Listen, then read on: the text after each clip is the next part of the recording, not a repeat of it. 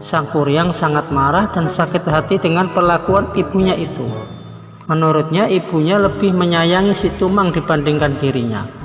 Maka tanpa pamit, Sang Kuryang lantas pergi mengembara ke arah timur. Dayang Sumbi menyesal setelah tahu kepergian Sang Kuryang. Dia pun bertapa dan memohon ampun kepada Yang Kuasa atas kesalahan yang diperbuatnya. Sang Kuasa pun mendengar permintaan Dayang Sumbi dan mengaruniakan Dayang Sumbi kecantikan abadi. Sang Kuryang terus mengembara tanpa tujuan yang pasti. Dalam pengembaraannya, Sang Kuryang terus menambah kesaktiannya dengan berguru kepada orang-orang sakti yang ditemuinya selama dalam pengembaraan. Akhirnya, tanpa disadarinya, Sang Kuryang kembali ke tempat di mana dia dahulu dilahirkan. Sang Kuryang terpesona dengan kecantikan Dayang Sumbi yang abadi. Dia tidak sadar bahwa perempuan cantik yang ditemuinya di hutan adalah ibu kandungnya sendiri. Dayang Sumbi pun tidak menyadari bahwa pemuda gagah yang sakti itu adalah Sang Kuryang anaknya. Karena mereka saling jatuh cinta, maka mereka pun merencanakan untuk menikah. Sebelum pernikahan dilangsungkan, Sang Kuryang berniat untuk berburu. Dayang Sumbi membantu Sang Kuryang mengenakan penutup kepala. Ketika itulah Dayang Sumbi melihat luka di kepala calon suaminya. Teringatlah dia pada anak lelakinya yang telah meninggalkannya. Dia yakin bahwa pemuda ini adalah Sang Kuryang. Dayang Sumbi kemudian menjelaskan bahwa dia sesungguhnya adalah ibu kandung dari Sang Kuryang. Oleh karena itu dia tidak bersedia menikah dengan anak kandungnya sendiri tersebut. Namun Sang Kuryang yang telah dibutakan oleh hawa nafsu tidak peduli dengan penjelasan Dayang Sumbi. Dia tetap ingin menikahi Dayang Sumbi. Akhirnya Dayang Sumbi pun berkata, "Jika memang begitu keinginanmu, aku mau engkau memenuhi satu permintaanku." "Apa permintaan yang engkau kehendaki?" tanya Sang Kuryang.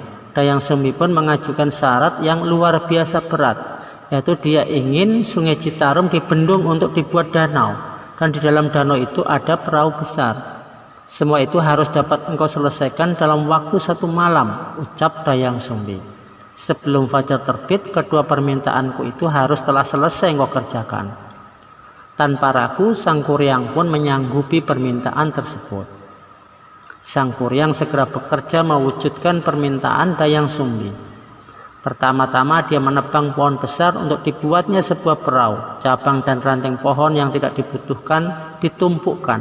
Tumpukan cabang dan ranting pohon itu kemudian menjelma menjadi gunung burangrang. Begitu pula tunggul pohon kemudian berubah menjadi sebuah gunung yang lebih dikenal Gunung Bukit Tinggul. Perahu besar itu akhirnya selesai dibuat Sang Kuryang.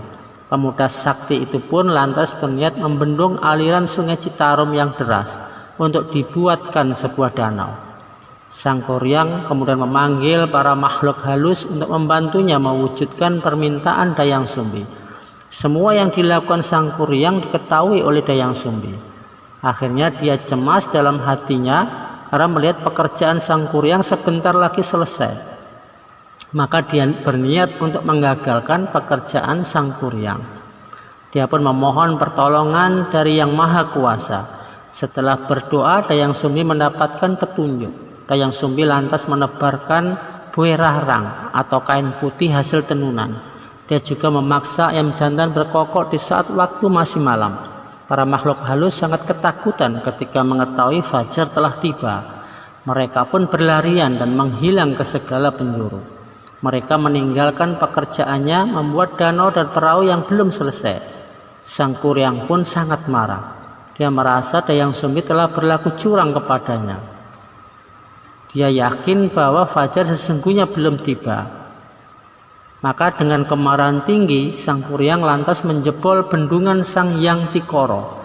Sumbatan aliran Citarum lantas dilemparkannya ke arah timur, yang kemudian menjelma menjadi Gunung Manglayang. Air yang semula memenuhi danau itu pun menjadi surut. Serasa belum reda kemarahannya, Sang Kuryang lantas menendang perahu besar yang telah dibuatnya hingga terlempar jauh dan jatuh tertelungkup.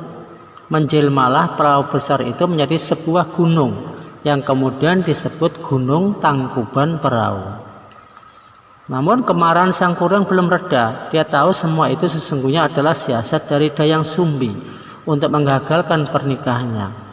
Dengan kemarahan yang terus meluap, Dayang Sumbi pun dikejarnya. Dayang Sumbi yang ketakutan terus berlari untuk menghindar, hingga akhirnya menghilang di sebuah bukit. Bukit itu kemudian menjelma menjadi Gunung Putri. Sedangkan sang kuryang yang tidak berhasil menemukan Dayang Sumbi akhirnya menghilang ke alam gaib.